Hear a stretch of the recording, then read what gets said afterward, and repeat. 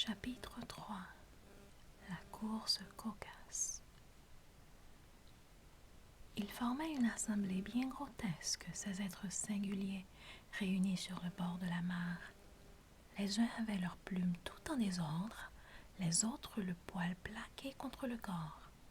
Tous étaient trempés, de mauvaise humeur et fort mal à l'aise. Comment faire pour nous sécher? Ce fut la première question, cela va sans dire. Au bout de quelques instants, il sembla tout naturel à Alice de causer familièrement avec ces animaux, comme si elle les connaissait depuis son berceau. Elle eut même une longue discussion avec le lori qui, à la fin, lui fit la mine et lui dit d'un air boudeur « Je suis plus âgé que vous et je dois par conséquent en savoir plus long. » Alice ne voulut pas accepter cette conclusion avant de savoir l'âge du lori. Et comme celui-ci refusa tout net de le lui dire, cela mit un terme au débat.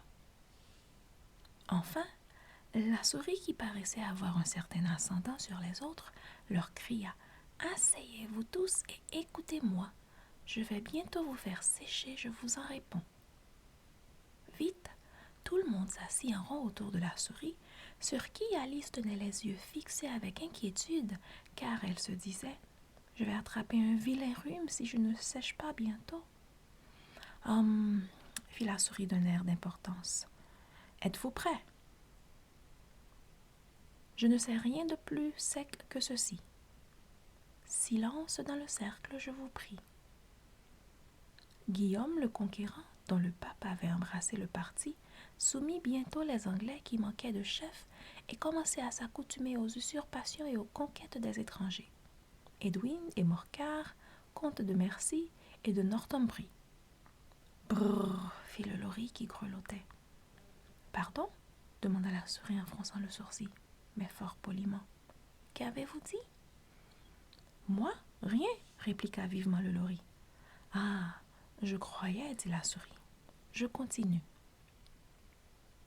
Edwin et Morcar, comtes de Mercie et Northumbrie, se déclarèrent en sa faveur, et Stigand, l'archevêque patriote de Canterbury, trouva cela.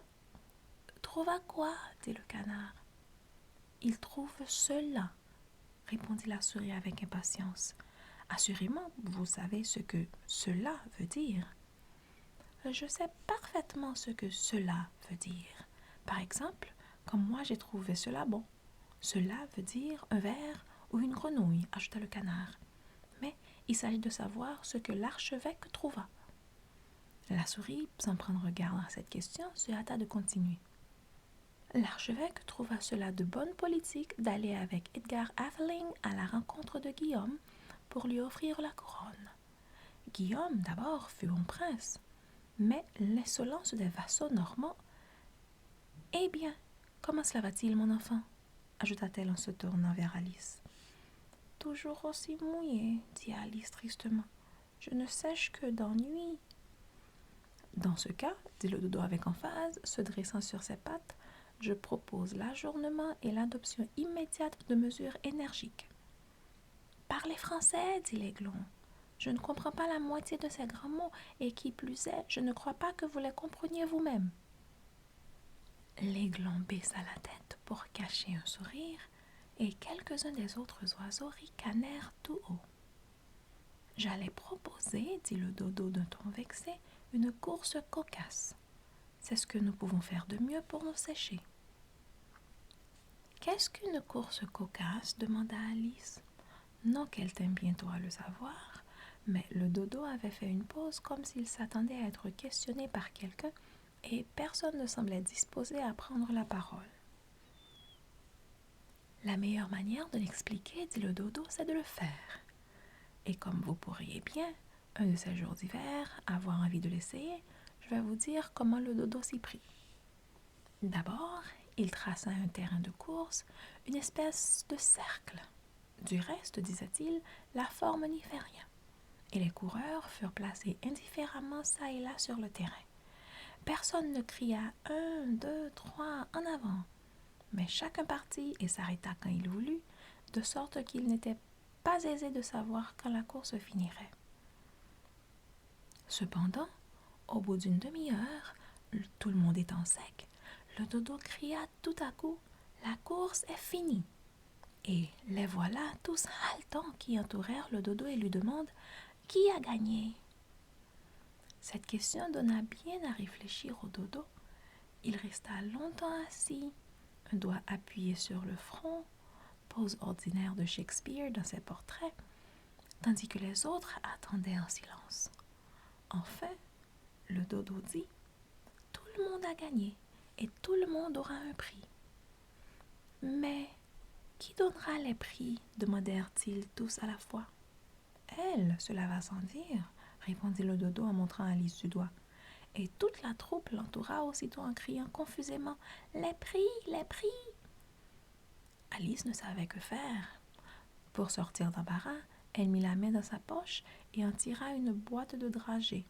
Heureusement, l'eau salée n'y avait pas pénétré. Puis, en donna une en prix à chacun. Il y en eut juste assez pour faire le tour. Mais il faut aussi qu'elle ait un prix, elle, dit la souris. Comme de raison, dit le dodo gravement. Avez-vous encore quelque chose dans votre poche? Continua-t-il en se tournant vers Alice. Un dé, pas autre chose, dit Alice d'un ton chagrin. Faites passer, dit le dodo. Tous se groupèrent de nouveau autour d'Alice, tandis que le dodo lui présentait solennellement le dé en disant: Nous vous prions d'accepter ce superbe dé. Lorsqu'il eut fini ce petit discours, tout le monde cria: Hurrah! Alice trouvait tout cela bien ridicule, mais les autres avaient l'air si grave qu'elle n'osait pas rire. Aucune réponse ne lui venait à l'esprit. Elle se contenta de faire la révérence et prit le dé de son air le plus sérieux. Il n'y avait plus maintenant qu'à manger les dragées, ce qui ne se fit pas sans un peu de bruit et de désordre, car les gros oiseaux se plaignirent de n'y trouver aucun goût, et il fallut taper dans le dos des petits qui étranglaient. Enfin, tout rentra dans le calme. On s'assit en rond autour de la souris, et on la pria de raconter encore quelque chose. « Vous m'avez promis de me raconter votre histoire, dit Alice, et de m'expliquer pourquoi vous détestez les chats et les chiens, ajouta-t-elle tout bas, craignant encore de déplaire. La souris, se tournant vers Alice, soupira et lui dit: Mon histoire sera longue et traînante.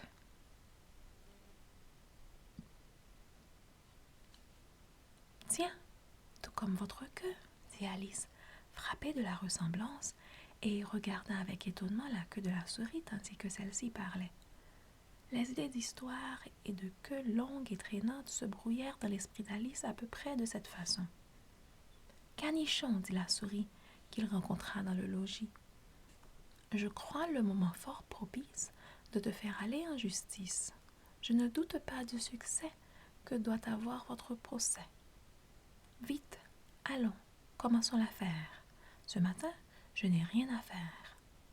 La souris dit à Canichon: Sans juge et sans juré, mon bon.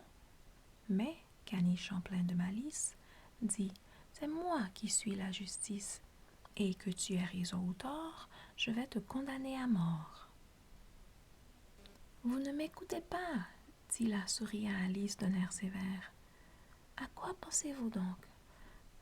Pardon, dit Alice humblement. Vous en étiez au 5e détour. Détour, dit la souris d'un ton sec. Croyez-vous donc que je vous manque de véracité?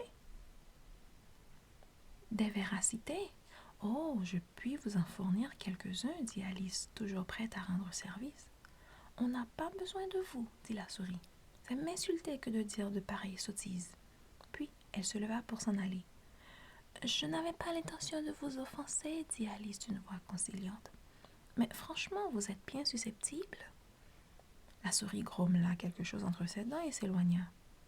Revenez, je vous en prie, finissez votre histoire, lui cria Alice. Et tous les autres dirent en chœur: Oh oui, nous vous en supplions. Mais la souris, secouant la tête, ne s'en alla que plus vite. Quel dommage qu'elle ne soit pas restée, dit en soupirant le lori, sitôt que la souris eut disparu. Un vieux crabe, profitant de l'occasion, dit à son fils: Mon enfant, que cela vous serve de leçon et vous apprenne à ne vous emporter jamais. Taisez-vous donc, papa, dit le jeune crabe d'un ton aigre. Vous feriez perdre patience à une huître. Ah, si Dina était ici, dit Alice tout haut sans s'adresser à personne. C'est elle qui l'aurait bientôt ramené. Et qui est Dina, s'il n'y a pas d'indiscrétion à le demander, dit le lori. Alice répondit avec empressement, car elle était toujours prête à parler de sa favorite. Dina, c'est notre chatte. Si vous saviez comme elle attrape bien les souris, et si vous la voyez courir après les oiseaux, aussitôt vue, aussitôt croquée. Ces paroles produisirent un effet singulier sur l'assemblée. Quelques oiseaux s'enfuirent aussitôt. Une vieille pie s'enveloppa avec soin murmura « Il faut vraiment que je rentre chez moi. L'air du soir ne vaut rien pour ma gorge. » Et un canari cria à ses petits d'une voix tremblante « Venez, mes enfants, il est grand temps que vous vous mettiez au lit. » Enfin, sous un prétexte ou sous un autre, chacun s'esquiva et Alice se trouva bientôt seule. « Je voudrais bien n'avoir pas parlé de Dina, se dit-elle tristement. Personne ne l'aime ici. Et pourtant, c'est la meilleure chatte du monde. Oh, chère Dina, te reverrai-je jamais? » Ici, la pauvre Alice se reprit à pleurer. Elle se sentait seule, triste et abattue. Au bout de quelque temps, elle entendit au loin un petit bruit de pas. Elle s'empressa de regarder, espérant que la souris avait changé d'idée et revenait finir son histoire.